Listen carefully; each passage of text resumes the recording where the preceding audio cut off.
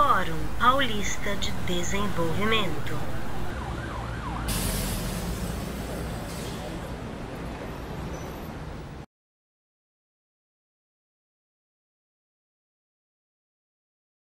E agora esse painel é sobre gestão pública. O Estado de São Paulo é um estado com tamanho de país, maior do que a Argentina. Então é importante, à medida que São Paulo retoma a economia, ajuda o Brasil. E também vale a recíproca. O Brasil, tomando medidas boas na área econômica, também ajuda São Paulo.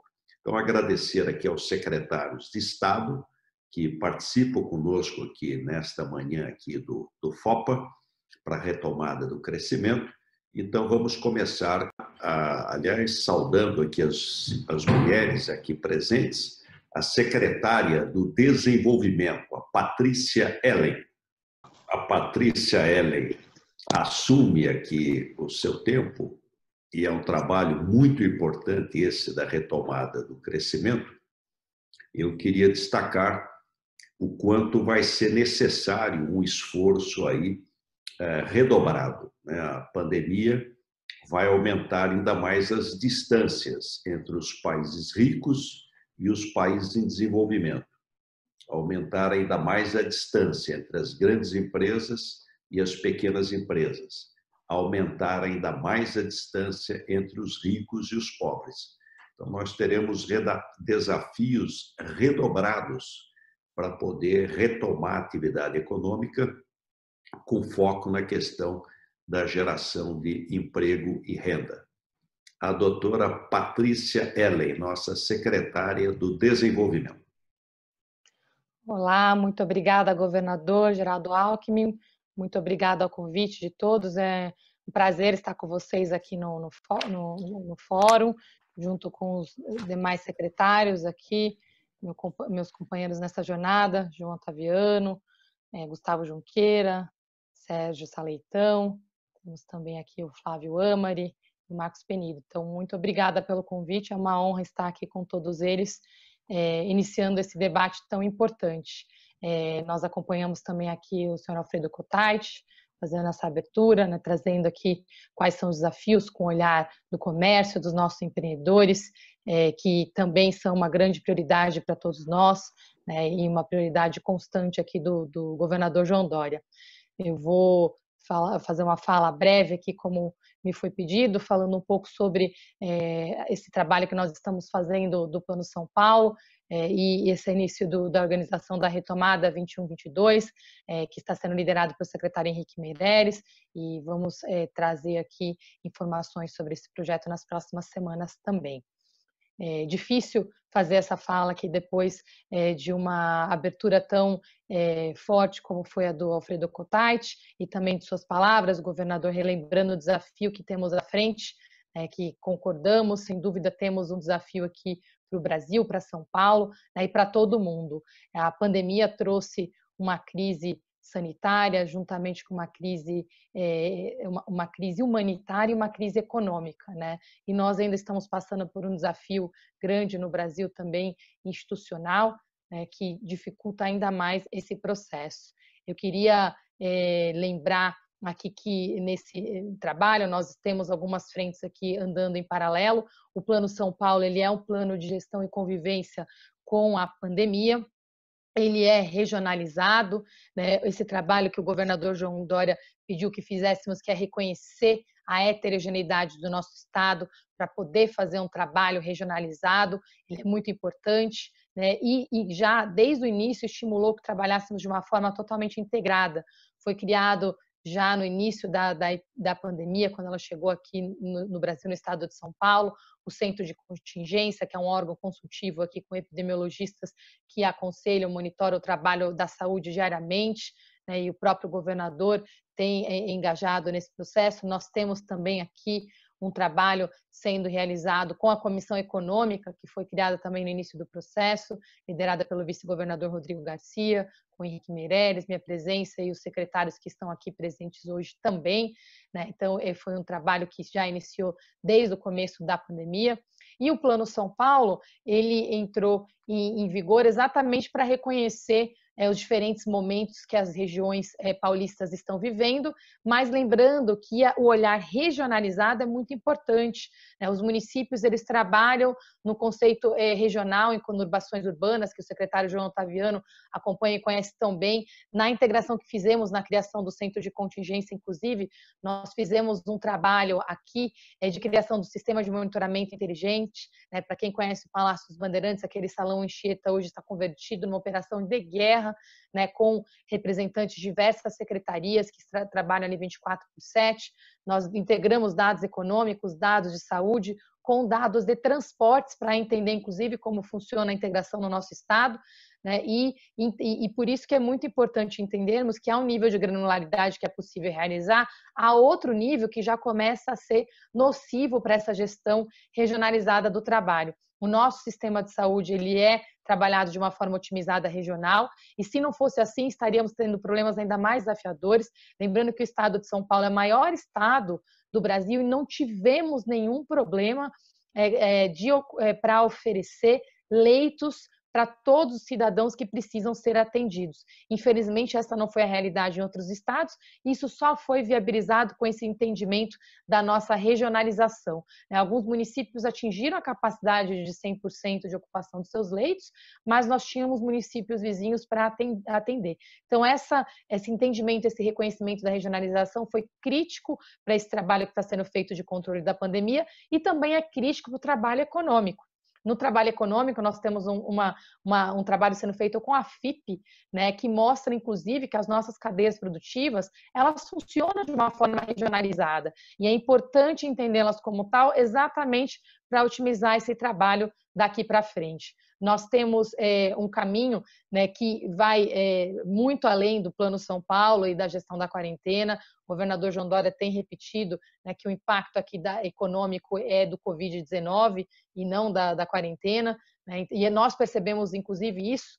Ontem mesmo eu vi uma análise que nós estamos fazendo, integrando todos os dados das notas fiscais eletrônicas, e agora vamos fazer com a nota fiscal paulista como um todo também, onde nós percebemos o seguinte: a atividade econômica, durante o início da quarentena, ela teve uma queda ali do volume de transações entre 25% e 30%, que é um número que o governador tem repetido, que mais de 70% da economia continuou funcionando, e nós vemos isso na atividade econômica e com a emissão de notas também.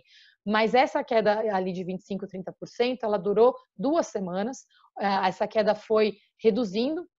Hoje, em volume de transações, nós já estamos praticamente no mesmo nível que nós estávamos pré-quarentena, mas nós vemos que houve um volume do ticket médio das operações.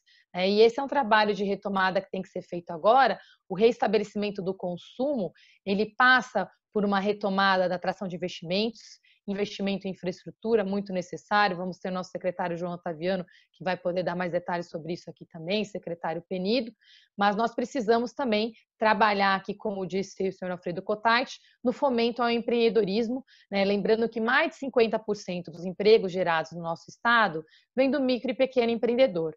Até agora, durante os primeiros meses da pandemia, o governo do estado de São Paulo já colocou 650 milhões disponíveis para o micro e pequeno empreendedor, através do Banco do Povo e da Desenvolve São Paulo.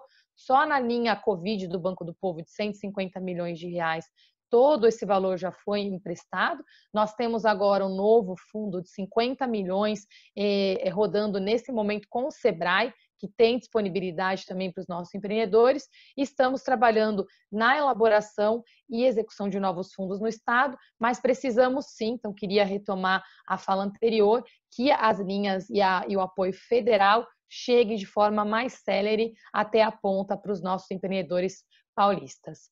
Então, com essa retomada, agora que nós estamos iniciando com o Plano São Paulo, nós temos um momento importante a partir da semana que vem, que a capital entra na próxima etapa, que é a fase amarela. É a primeira, inclusive, que tem no nome a palavra flexibilização, onde nós temos ali um trabalho e que permite a retomada da atividade econômica em 6 horas, com a capacidade de 40%.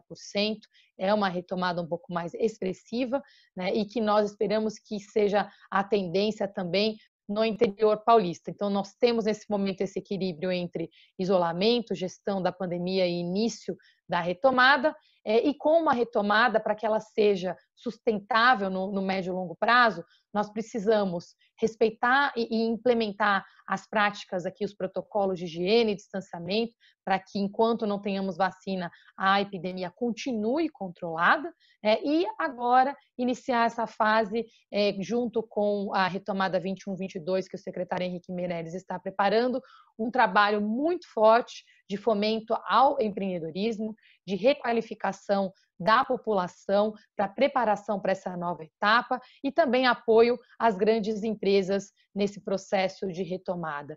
Eu queria lembrar que nós estamos, nesse momento, com mais de 100 mil vagas rodando com alunos, adultos, inclusive, nos nossos programas de requalificação profissional, através do Via Rápida. Temos 52 mil alunos na Univesp, nossa Universidade Virtual Paulista, e são adultos, em geral, aqui já numa fase mais avançada de sua carreira, buscando novas possibilidades, novas oportunidades de trabalho. Nós iniciamos esse programa à distância aqui do Via Rápida com 10 mil vagas em fase piloto no início do ano.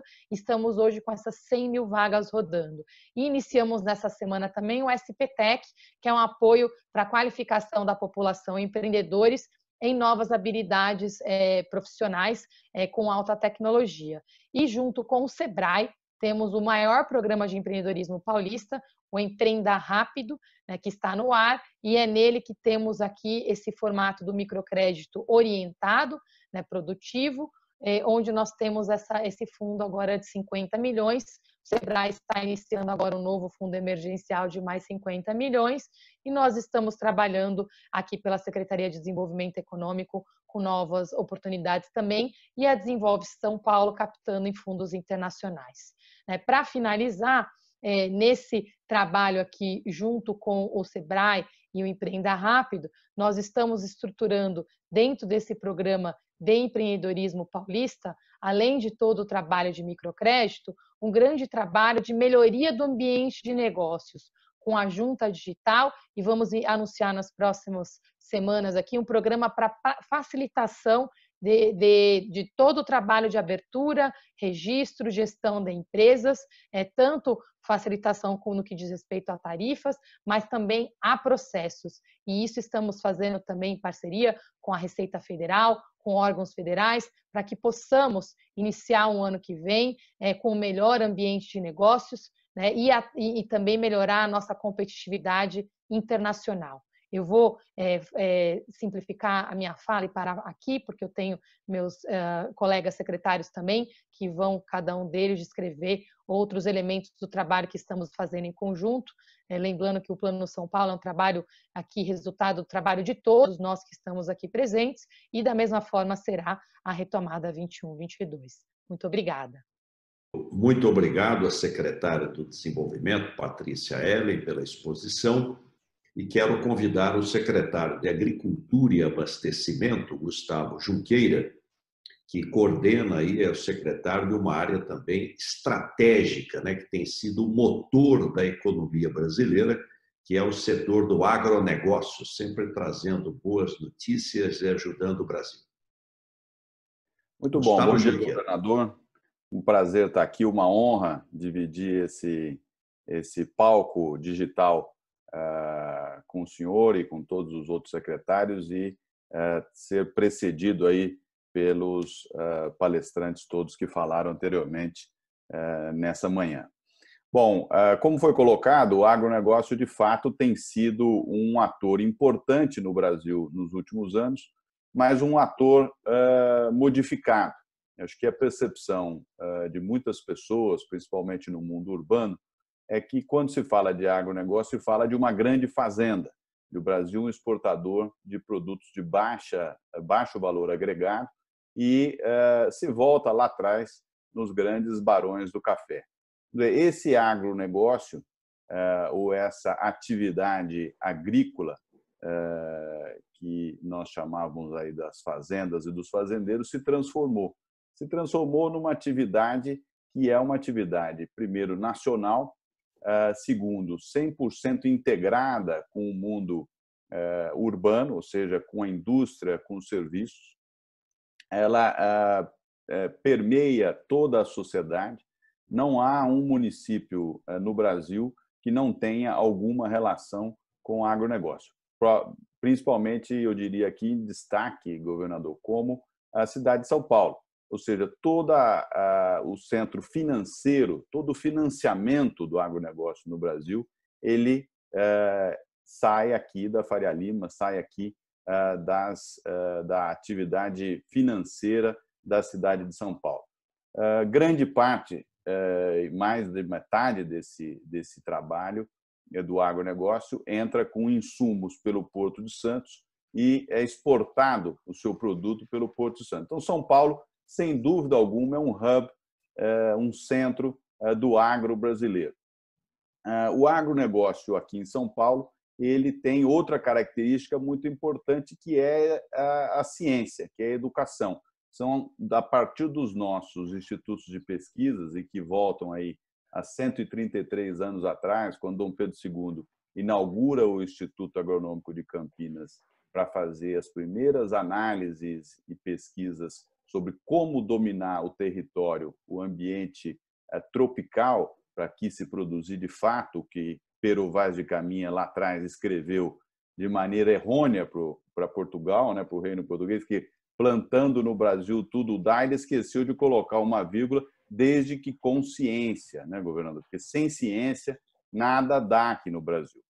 E nessa pandemia, acho que o governador João Dória foi muito sensível ao agro, logo no início da nossa percepção de que seria um momento, uma crise muito violenta, em considerar todas as atividades do agro como atividades essenciais, porque seria muito difícil e nós combatemos essa crise, esse vírus, sem que nós tivéssemos, como sociedade, uma calma, uma serenidade no abastecimento de alimentos à população. Diferentemente de outros países do mundo, não houve aqui, em nenhum momento, falta de alimentos. Os supermercados, acho que foi até descrito aqui pelo Alfredo Kutait, que a imprensa tem um prazer especial em mostrar só a tragédia, não consegue mostrar a capacidade do brasileiro de enfrentar e sobrepor os desafios, mas em nenhum momento se mostrou aqui prateleiras vazias com pessoas correndo atrás de comida. Por quê? Porque o agro, em conjunto com o setor de distribuição e abastecimento, foi muito eficiente. E foi eficiente porque nós, dentro do agro, obedecemos protocolos sempre. Como existe um fator natural, que é a natureza, isso é uma fábrica a céu aberto, nós precisamos, sem dúvida alguma, estarmos atentos a essas intempéries. Então, quando você tem uma seca ou tem um exagero de chuvas, é possível que se tenha uma perda elevada na atividade agropecuária. E, portanto, isso afeta tanto o produtor em si, que é o principal agente, mas também a indústria de alimentos, que receberá alimentos mais caros ou alimentos piores, ou terá que trazer de outras origens. Então, a pandemia, ela, sem dúvida alguma, trouxe uma incerteza para todos os mercados, para todas as pessoas.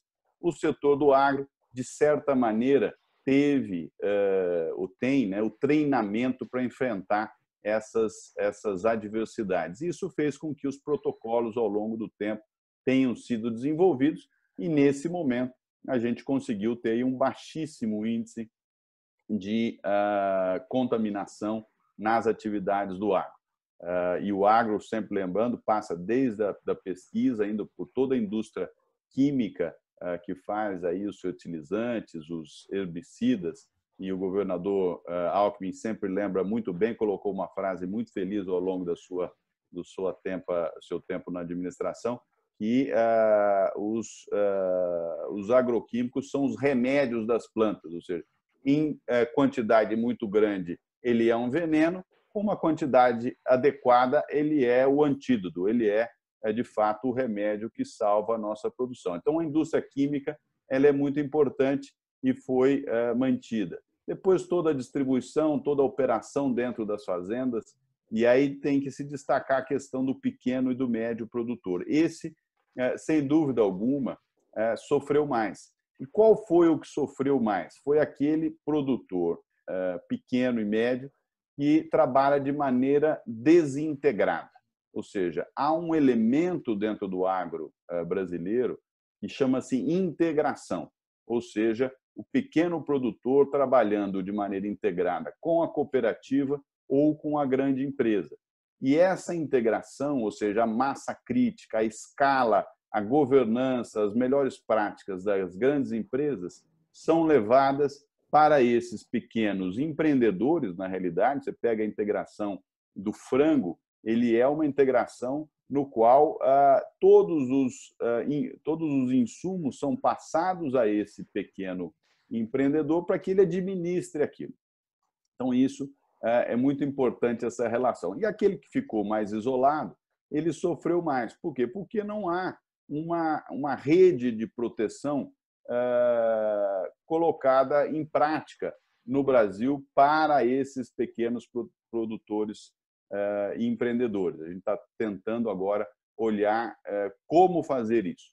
No agro, tem ainda um elemento mais interessante de se trazer à discussão, governador, e todos que estão nos ouvindo aqui, que é a questão que é hoje o setor da economia brasileira mais privado, ou seja, há uma baixíssima intervenção do Estado. O Estado, desde a desregulamentação do presidente Collor, lá em 1990, quando ele fecha o Instituto Brasileiro do Café, fecha o Instituto do Açúcar e Álcool, fecha a CETRIM, que era a Central de Importação de Trigo, e várias outras atividades estatais dentro do agro, ele abre espaço para a iniciativa privada. Então, acho que a colocação do Alfredo Kutait anteriormente, acho que é muito importante. E até anotei aqui, né, uma frase célebre da nossa ex-primeira-ministra da Inglaterra, Margaret Thatcher, sempre dizendo que não há dinheiro do governo. Há sim dinheiro das pessoas, das famílias, na mão do governo para que seja administrado.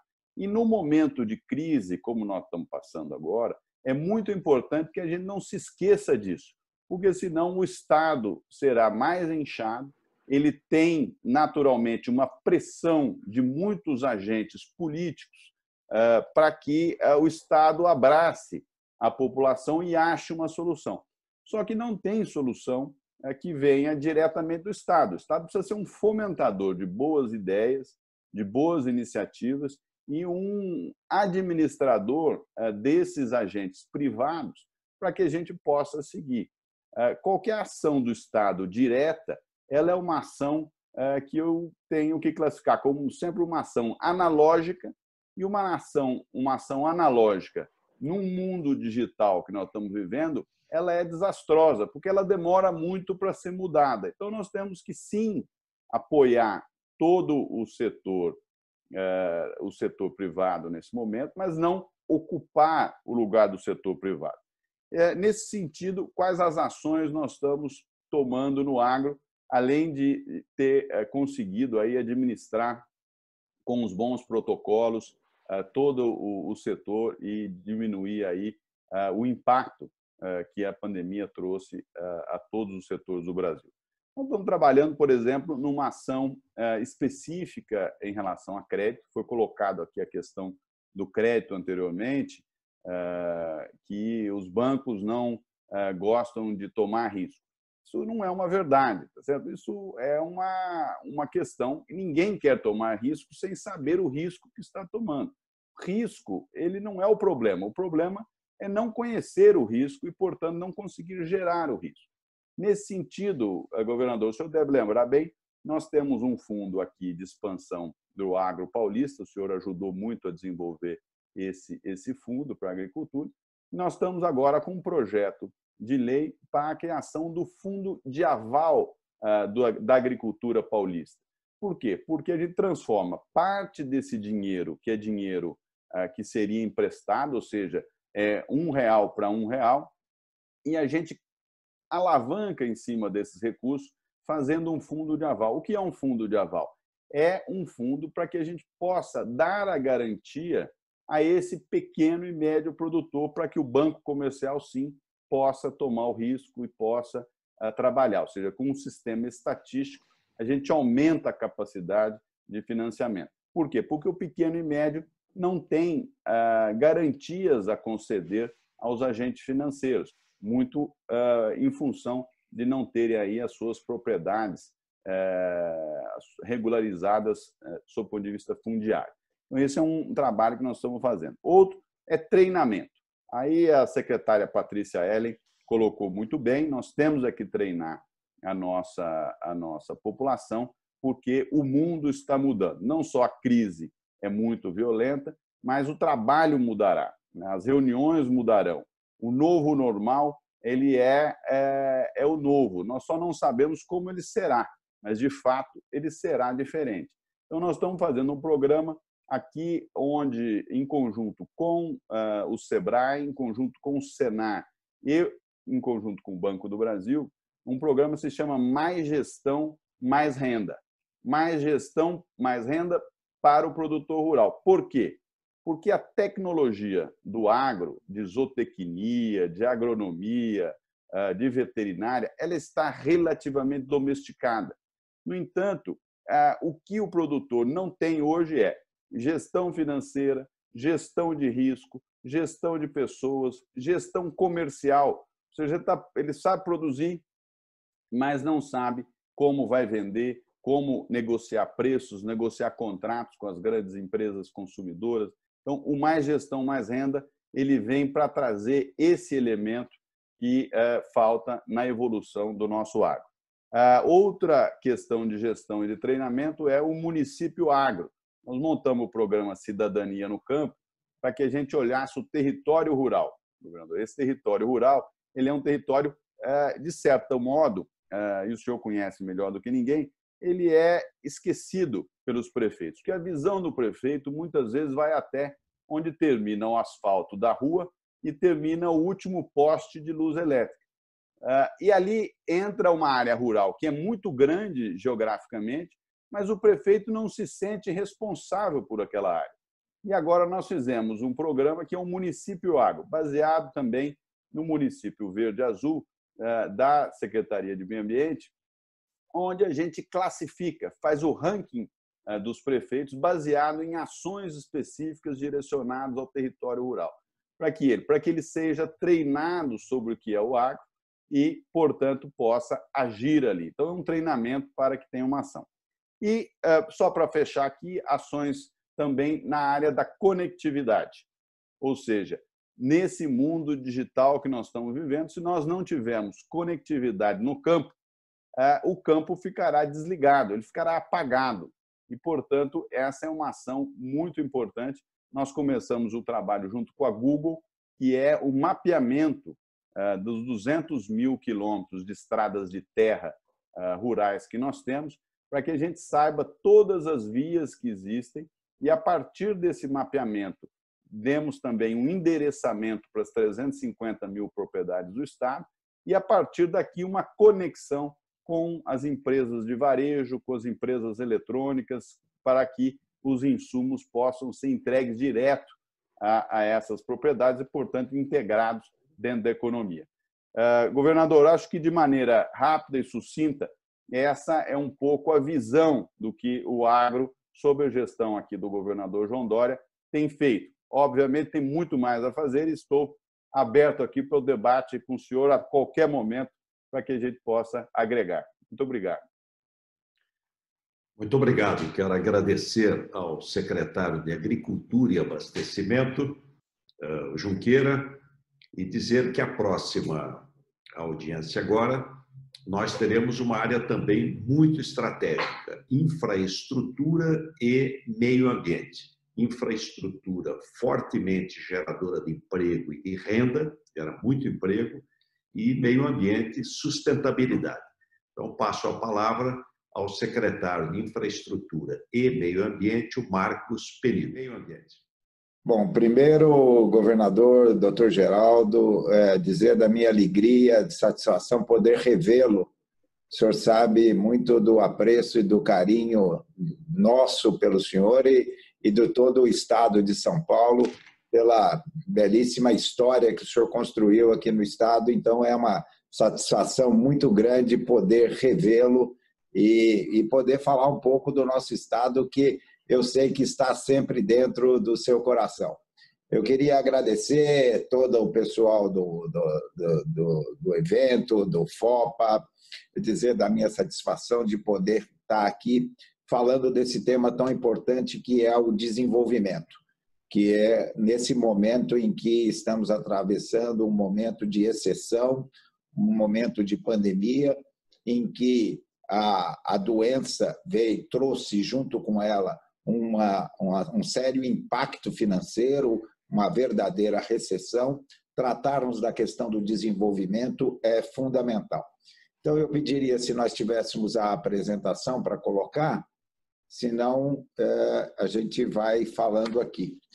E colocar aqui, nesse momento em que de forte pandemia que vivemos, o governo do estado de São Paulo, através do nosso governador João Dória, vice-governador Rodrigo Garcia, de momento nenhum fugiu às suas responsabilidades. E dentro da nossa área de infraestrutura, nós pudemos, através da Sabesp, também apoiar a população mais carente, mais vulnerável do nosso estado. Afinal, eles são o grande objeto do nosso trabalho diário.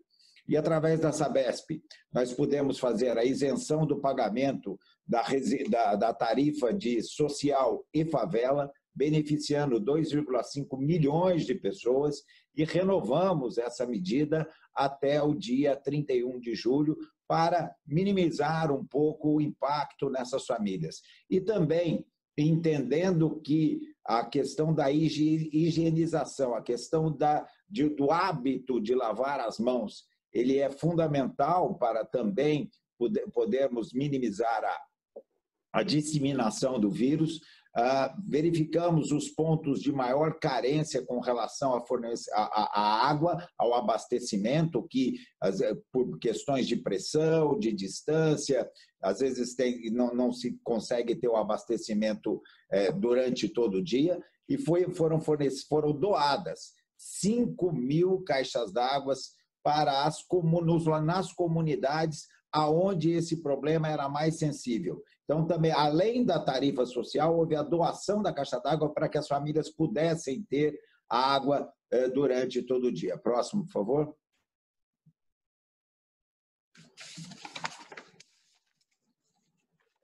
Junto com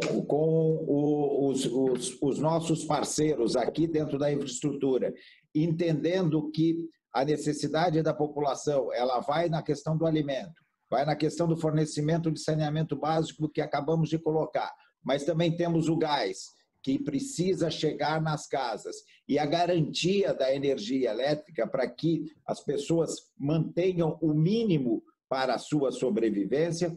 Foi negociado com o setor do gás e também com o setor de energia elétrica, inclusive com apoio da ANEEL e do Fundo de Secretários Nacionais de Minas e Energia, do qual São Paulo é presidente. Nós negociamos que não houvesse o corte do fornecimento nesses serviços essenciais durante esse período de pandemia, e também, junto à ANEEL, nós conseguimos a isenção da tarifa social para que também pudéssemos minimizar o impacto junto às famílias mais vulneráveis.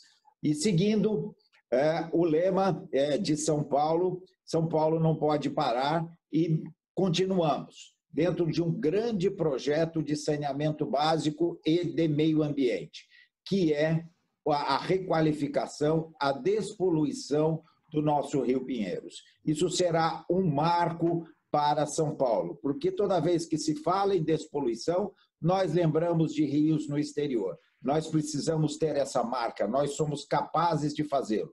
E o Rio Pinheiros, que corta 25 quilômetros da nossa capital, será o marco de um primeiro passo para que nós possamos resgatar a qualidade dos nossos rios e ter orgulho dos nossos rios. E então, através da Sabesp, já foram feitos e finalizados os 16 contratos assinados com 1,4 bilhões de investimento e gerando, o que é mais importante, 2,5 mil novas vagas de emprego. Nesse momento de desenvolvimento, o poder público ele tem que assumir o seu papel de motivador e de empreendedor, de gerador.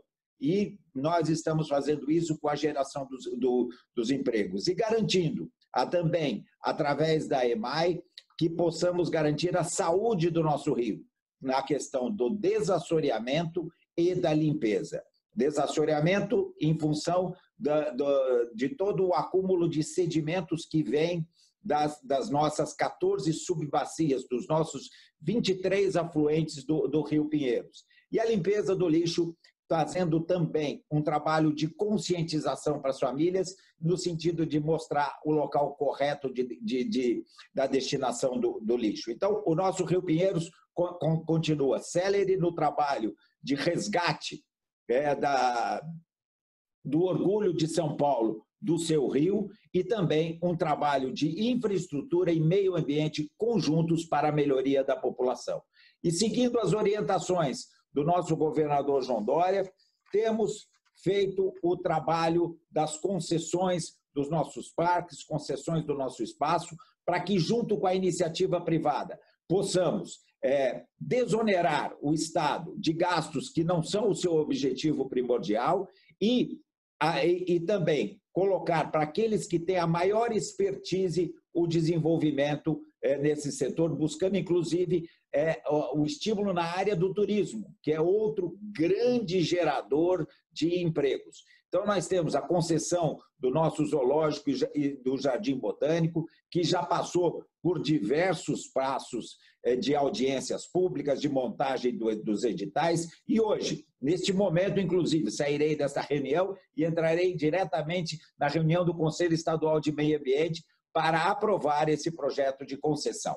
Temos também o Caminhos do Mar, que já foi aprovado no CONSEMA, já teve o seu edital publicado, e iremos também fazer do Caminhos do Mar não só um local lindo e histórico de São Paulo, mas um resgate do turismo e um resgate da história da nossa independência. Seguindo o governador Geraldo Alckmin, os passos que o senhor iniciou.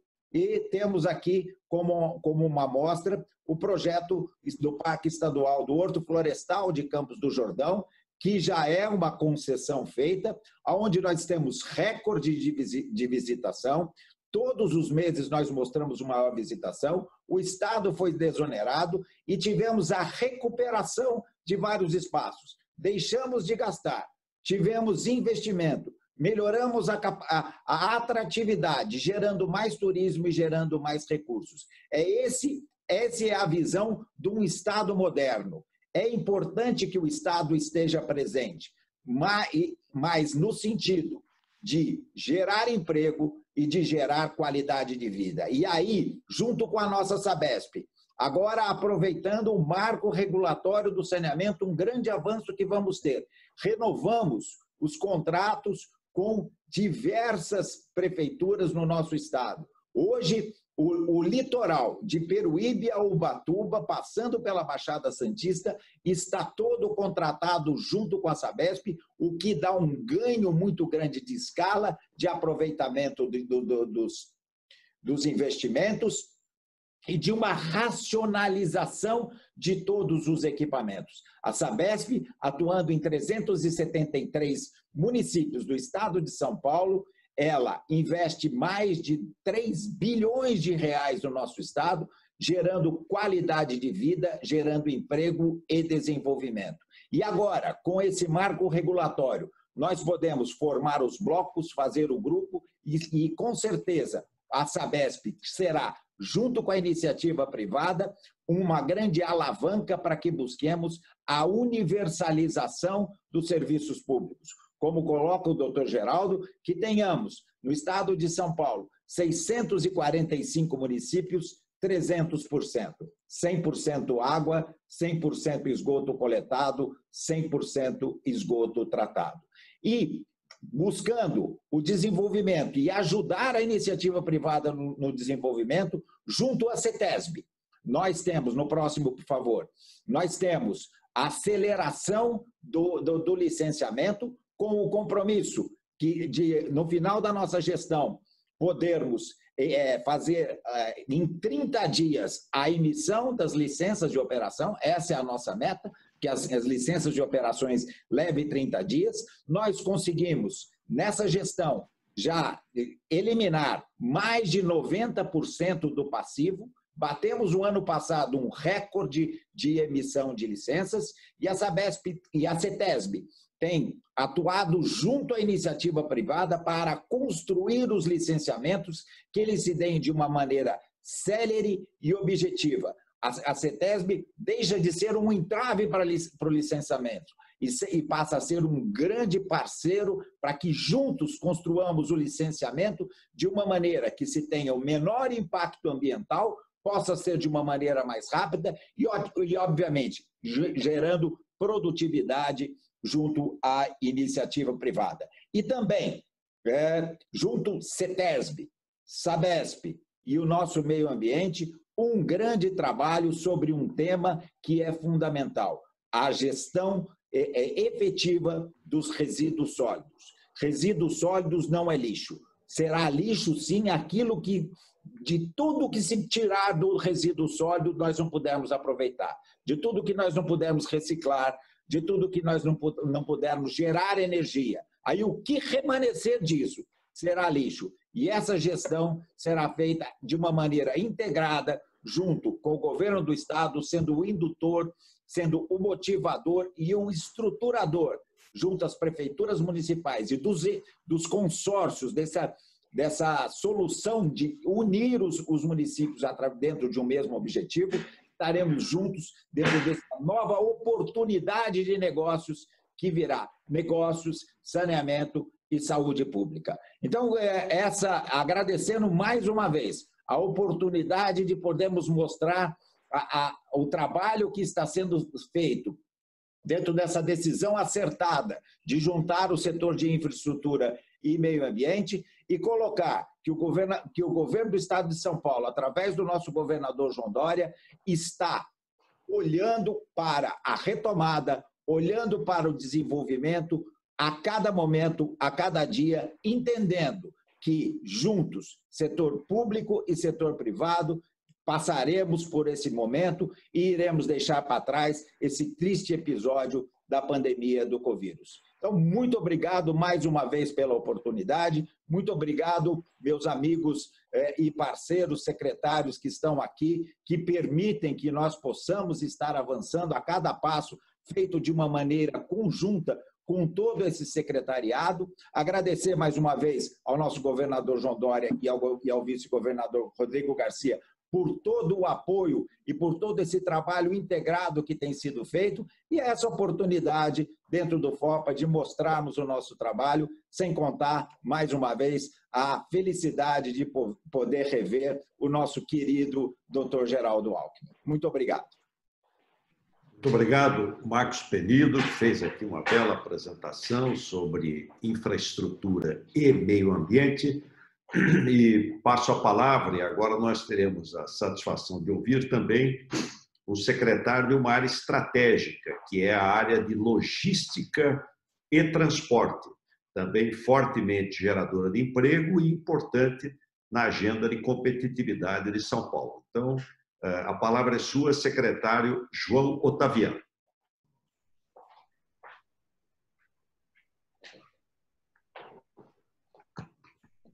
Bom dia a todos. Bom dia, governador Geraldo Alckmin. Uma alegria muito grande revê-lo. O senhor sabe da admiração que temos pelo senhor e pela gratidão por como o senhor conduziu o Estado de São Paulo durante as suas gestões.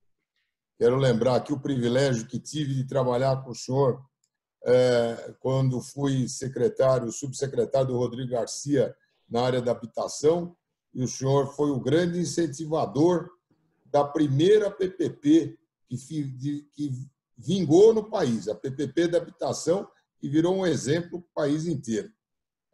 A sua visão aí de futuro, a sua visão de uma boa gestão, foi que produziu aí as condições para que o Rodrigo pudesse levar a cabo esse projeto, que hoje é um exemplo do que é a verdadeira participação público-privada, essa parceria que deu certo lá. 1.200 famílias já moram lá, governador, com muita alegria e numa nova perspectiva de ocupação de áreas urbanas. O senhor sempre foi um homem à frente do seu tempo aí, e São Paulo tem com o senhor uma dívida histórica por tudo que o senhor fez por nós aqui, e um orgulho para a gente estar junto nesse painel. Aos meus amigos secretários, bom dia. A todos vocês que estão nos ouvindo, aos palestrantes aí que nos antecederam, o Silvio e o Alfredo Cotait, já qualificam num nível elevado esse debate aqui.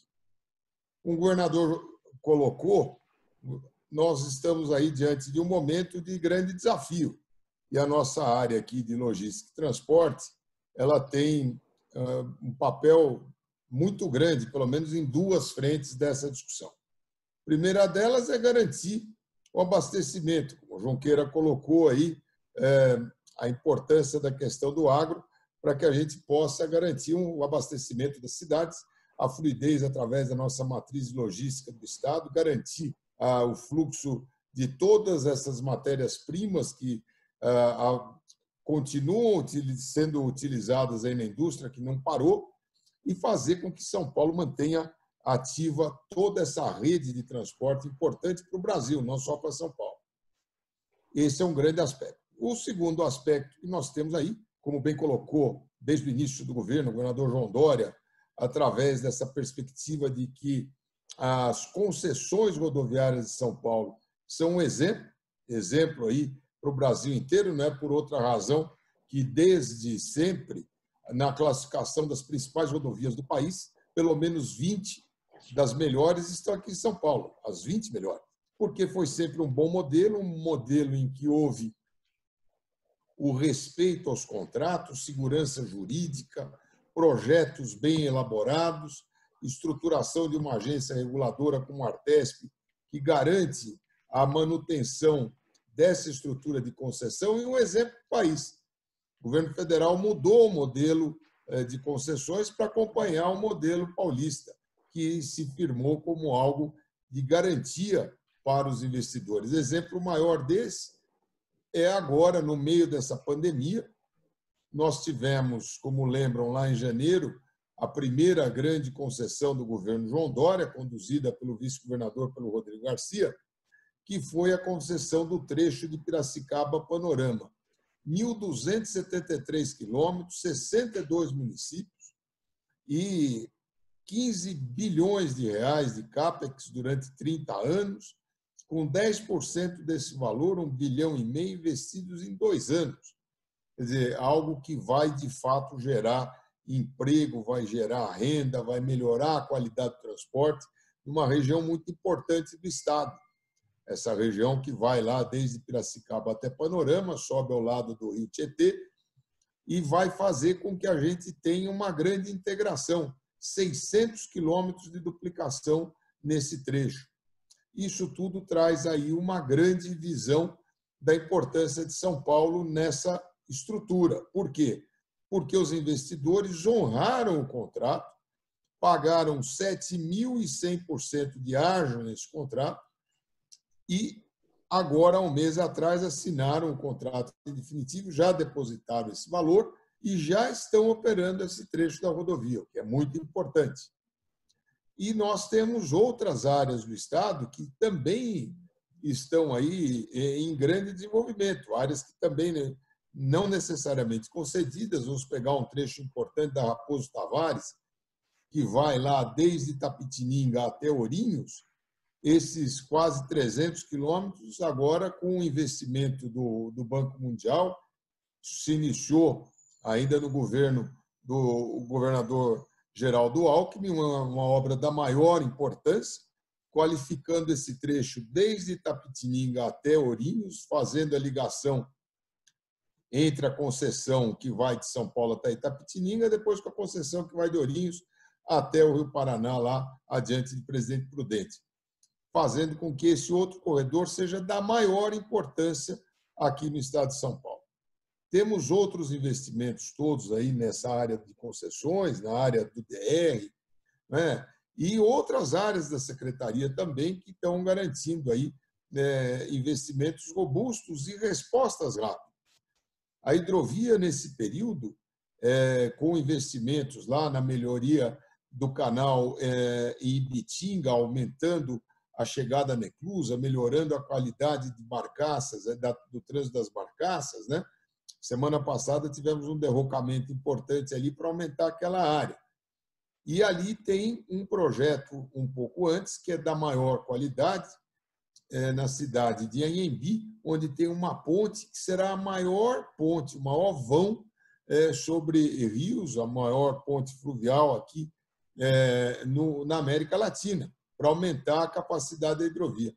Isso fez com que a hidrovia crescesse durante a pandemia mais de 7%, embarcando carga e aumentando a capacidade do interior. Estamos estudando também um bom investimento na região de Araçatuba, um outro porto, que hoje nós temos o maior porto intermodal, que é aqui em Pederneiras, onde temos uma integração importante entre rodovia, ferrovia e a hidrovia, fazendo com que você tenha nessa estrutura multimodal a grande característica de São Paulo, que é essa malha rodoviária interagindo com todo o sistema. Vamos lembrar também que dentro do ponto desta matriz de logística, temos aí um investimento vindo com a liberação da renovação antecipada da ferrovia, da Rumo, né? Aqui na margem, na malha oeste do estado de São Paulo, e ela vai ter ali uma grande responsabilidade de investimento. No estado de São Paulo serão quase 7,5 bilhões. Vem também a Rumo pela lado norte do estado, entrando por Santa Fé do Sul, ganhou a concessão da Ferronorte, vem lá contorno de Rio Preto, contorno de Catanduva, contorno de Araraquara, chegando até Americana, que é o grande hub ferroviário no interior do estado. Houve um investimento, vocês vão lembrar aí, muito importante no estado de São Paulo. A principal e talvez a maior fábrica de celulose solúvel do mundo está sendo implantada em Lençóis Paulista, ali colado em Bauru. Investimento enorme, 11 bilhões de reais. Ela depende fundamentalmente da ferrovia para levar o seu produto acabado até o Porto de Santos. Vai haver um grande incremento nas vicinais da região para alimentar essa grande fábrica ali. Isso tudo traz aí uma força ainda maior para essa malha logística do estado de São Paulo. E temos também um grande investimento agora a ser feito junto com a concessionária do sistema Anchieta Imigrantes, a Ecorodovias, para aumentar a capacidade de chegada de contêineres no Porto de Santos. Nós temos uma dificuldade bastante importante, os contêineres via ferrovia não conseguem ter uma performance maior por conta das condições de descida ali da serra. Do lado leste chega pelo Vale do Paraíba a MRS, trazendo carga, chegando até Santos pela Santos Jundiaí, tem o problema da cremalheira, tem uma limitação de contêineres. Do outro lado, a Rumo vem pela antiga Sorocabana, sistema de simples aderência, e ela tem o problema dos túneis daquele trecho. Os contêineres para a ferrovia, eles precisam aí dos trens com um contêiner sobre o outro, o double stack, e ela tem a limitação dos túneis. Portanto, quase 95% da carga de contêineres do Porto de Santos chega pela nossa querida Via Anchieta, uma pista da Via Anchieta. Então, agora o governador João Dória autorizou e nós, aproveitando um acordo da Eco Rodovias aí com o Ministério Público, vamos investir mais de 50 milhões de reais para fazer toda a readequação da pista de subida da Via Anchieta para melhorar a chegada de contêineres no Porto de Santos, aumentando a capacidade que vai nos permitir até que os caminhões maiores, né, cargas maiores embarcadas no rodotrem, possam descer a serra para chegar com mais capacidade no porto. Portanto, essa estrutura logística do Estado de São Paulo, ela define não só para o Estado uma boa capacidade de escoamento da produção, mas como ela define para o país. Ela é determinante para o Brasil, porque a chegada no Porto de Santos, através dessa grande malha rodoviária de São Paulo, ela tem aí essa característica. E temos também uma boa notícia. O Porto de São Sebastião, que é uma concessão federal administrada por São Paulo, conseguiu também negociar a retomada de embarque de açúcar no Porto de São Sebastião. São Sebastião tem uma limitação, não tem uma boa ferrovia chegando lá, ele depende da rodovia dos Tamoios, depois daquele trecho local da SP-055, Rio Santos, naquele trecho, ela vai de Caraguatatuba até São Sebastião e ela tem a capacidade de embarcar a carga. Portanto, a retomada de embarque de açúcar, por enquanto, ensacado, e mais adiante vamos ter açúcar a granel, com mais de 250 mil toneladas de embarque, agora ainda esse semestre. Porto de São Sebastião cresceu 4% durante a pandemia. Quer dizer, São Paulo mostrando a sua capacidade, a sua competência, a sua estrutura. E do ponto de vista da atratividade do mercado, a questão das concessões, mantida aí toda a lógica que garantiu para São Paulo essa notoriedade e essa força, ela retoma, como eu disse, aí tivemos a questão da Pipa, agora eixo São Paulo, que é esse trecho de Piracicaba até Panorama, e já temos outras concessões também sendo tratadas e colocadas no mercado.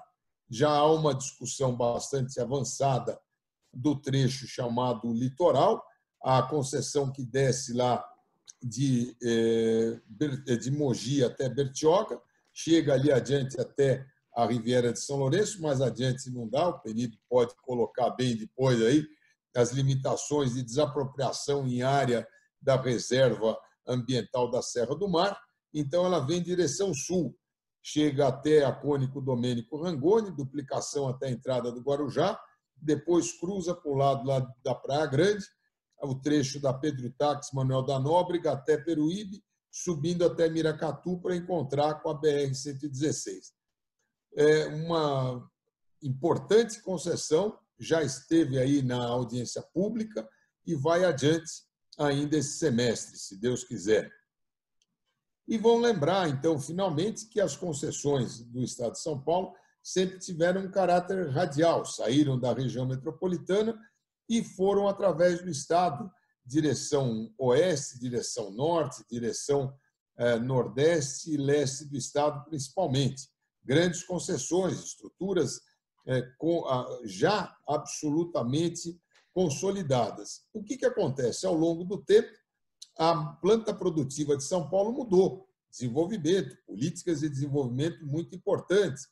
Durante os governos do governador Geraldo Alckmin, nós tivemos uma forte ação de desenvolvimento do interior, com reestruturação de áreas produtivas, incentivo ao agronegócio, incentivo à produção industrial.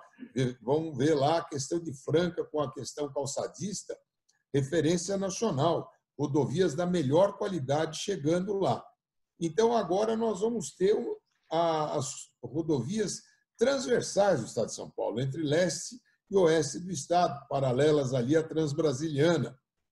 E são rodovias que vão ligar esses polos produtivos e vão encontrar ao longo do caminho os 2 novos trechos de ferrovia em São Paulo e uma hidrovia mais ativa, mais competitiva, criando plataformas logísticas onde essa integração vai trazer aí a possibilidade, inclusive, de projetos como portos secos, como hoje temos em Bauru, o Porto da Brada, uma subsidiária da Rumo, que faz lá um grande trabalho. Isso vai nos dar a possibilidade de ter esses portos, inclusive portos alfandegados, que é um grande projeto aqui do governador João Dória, na região de Planalto, organizando a chegada de carga no Porto de Santos. Portanto, é um grande programa e ele se complementa aí no interior com a retomada do projeto das vicinais, estradas da maior importância, com essa nova estruturação da planta produtiva de São Paulo, essas vicinais se tornam fundamentais para ligar os polos de produção, os centros de produção, com a malha rodoviária e a malha ferroviária hoje do Estado retomada. Então, as vicinais vão gerar emprego localmente, tem lá uma capacidade de requalificar algumas regiões e se somam ao trabalho que o Junqueira está fazendo aí, importante, dessa requalificação dos municípios em relação ao agronegócio, essas colocações das rodovias ligadas a esses trechos de vicinais, ao Melhor Caminho, grande programa também desenvolvido durante os governos do governador Geraldo Alckmin, que agora trazem para nós aí um novo momento, que é esse crescimento do agro e essa infraestrutura que vai ser competente para garantir o escoamento da produção. Tudo isso vai se transformar em boas oportunidades de investimento em São Paulo, né?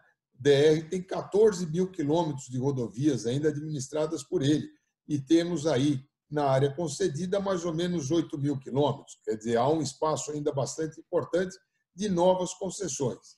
Enfim, São Paulo aí tem sido protagonista, o governador João Dória não abre mão desse papel de São Paulo, retomou com força essa questão desses investimentos em concessões, mostrando a força e o vigor de São Paulo. Portanto, a saída da pandemia através dos investimentos aí de infraestrutura estão presentes, é uma agenda importante, o Rodrigo Garcia está levando isso com força aí, através do trabalho do Henrique Meirelles, e São Paulo vai de novo mostrar que o desenvolvimento do país é grande na medida que o desenvolvimento de São Paulo é grande. O ano passado, São Paulo cresceu 3 vezes o que cresceu o Brasil, e o Brasil só cresceu o que cresceu porque São Paulo cresceu 3 vezes.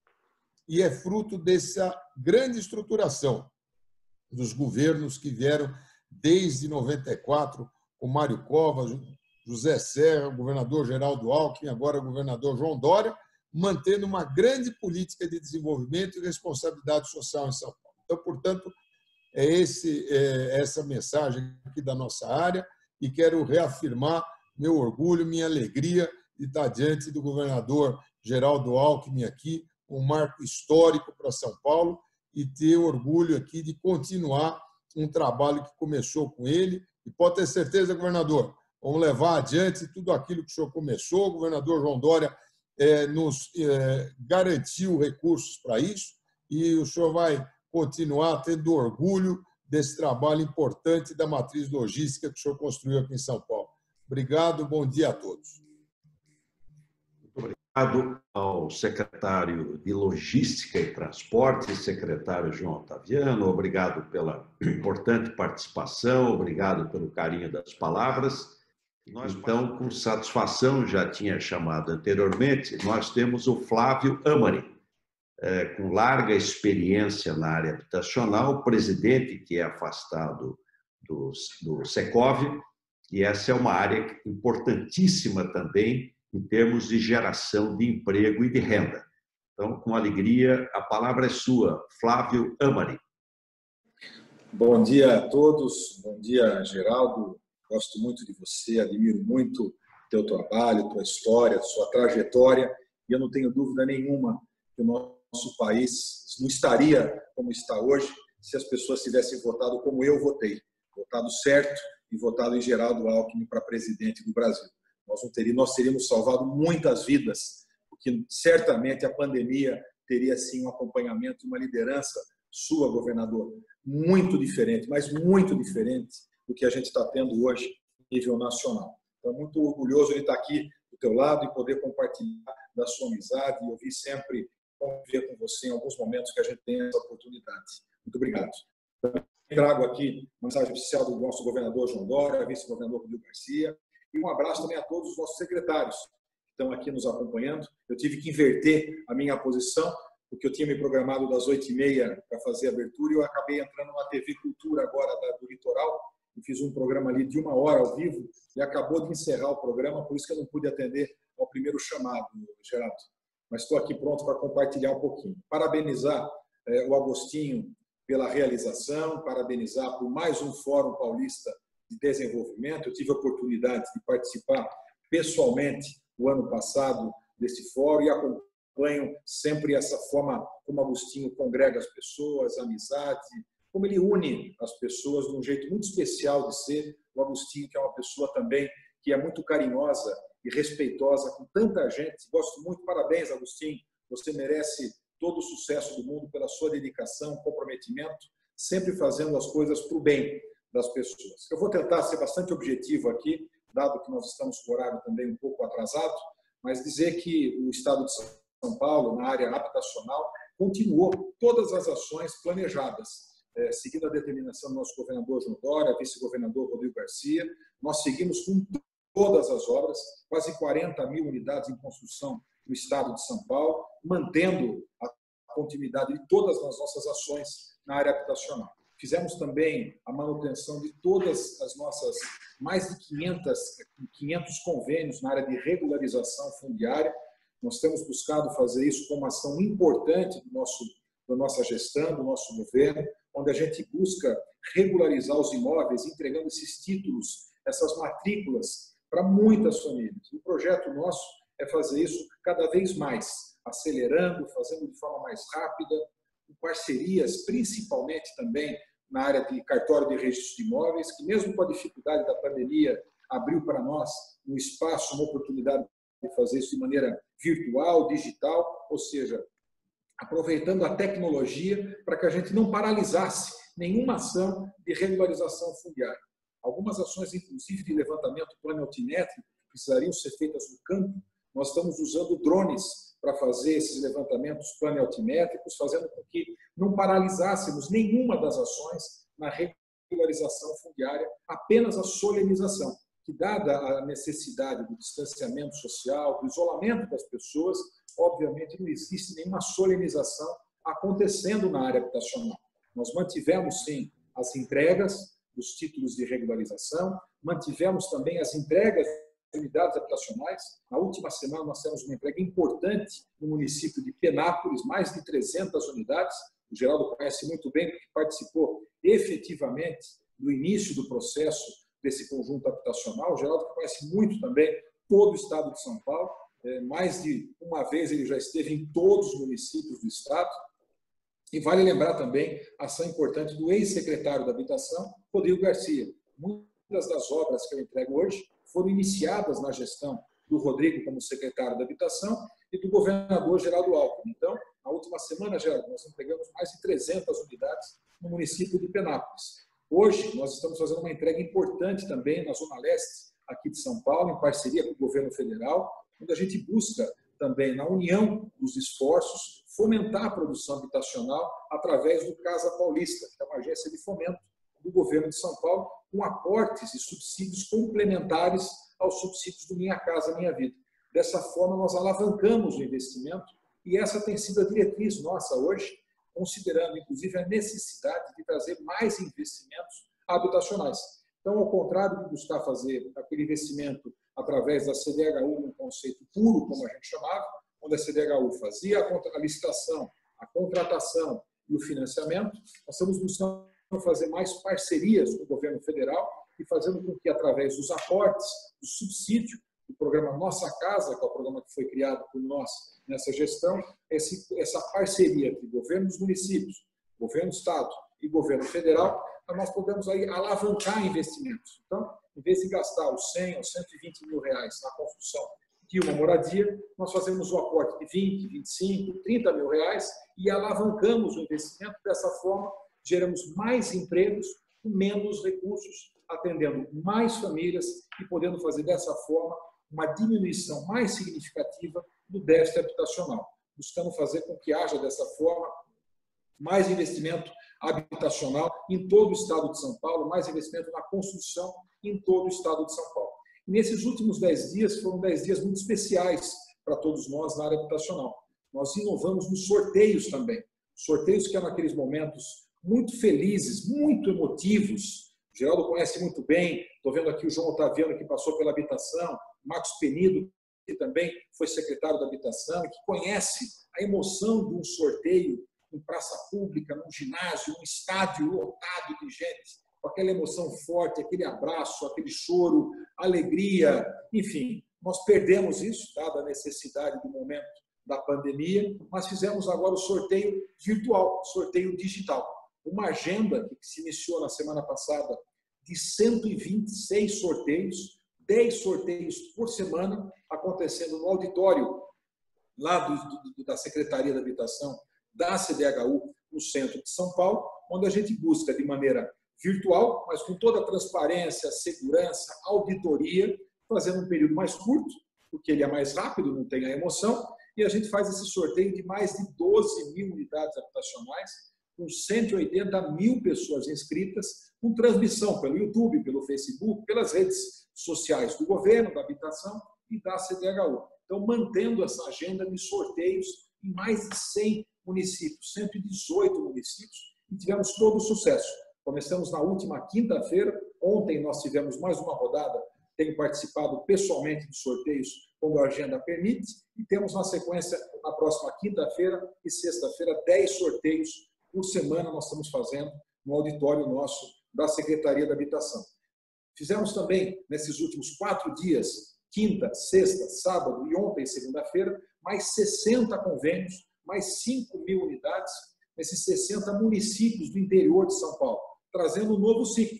É importante que haja preparação dos terrenos, convênio, preparação dos terrenos, avaliação de projetos, aprovação de projetos, para que a gente tenha sempre essa lista de ações importantes para que não paralise. Mesmo no momento de dificuldade, é importante dar continuidade à preparação desses projetos novos para atendimento habitacional, quando a gente tiver mais capacidade de investimento, inclusive. Então, mais 60 convênios com 5 mil unidades nesses municípios espalhados por todo o estado de São Paulo, foram assinados na última quinta, sexta, sábado e segunda-feira. Hoje, às 14h30, nós assinamos o primeiro convênio virtual, digital também, com 14 municípios maiores, inclusive, dentro do conceito do programa Nossa Casa Preço Social.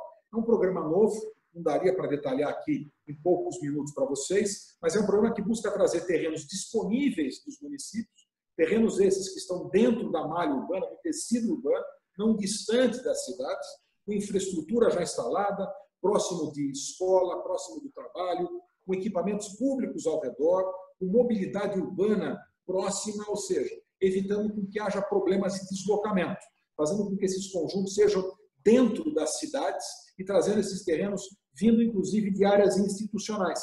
Fizemos uma alteração através de uma PEC aprovada pela Assembleia Legislativa praticamente por unanimidade, e essa PEC possibilita os municípios a trazerem esses terrenos que estão disponíveis hoje para a produção habitacional de interesse social.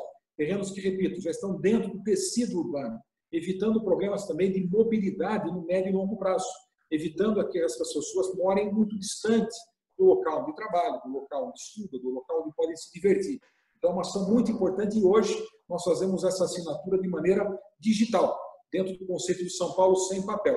Os 14 prefeitos se reúnem hoje 14h30 e nós fazemos a assinatura num apertar do botão Enter do computador de forma coletiva, conjunta, e mais 5 mil unidades serão conveniadas hoje com esses 14 municípios do estado de São Paulo, grandes municípios e muita ação importante também com esses prefeitos dessas 14 cidades. Amanhã, às 14h30, às 15h30, nós reunimos também com os prefeitos de um segundo credenciamento do programa Nossa Casa CDHU, com mais 4 mil unidades que nós faremos em 28 municípios do estado de São Paulo, dentro da linha de ter sempre as ações acontecendo de forma gradativa e mantendo sempre a produção habitacional. E, para finalizar, nós fizemos, 2 meses atrás, um investimento de recursos que já estavam disponíveis de 200 milhões de reais para fomentar a produção de 15 mil unidades em 35 municípios do estado de São Paulo.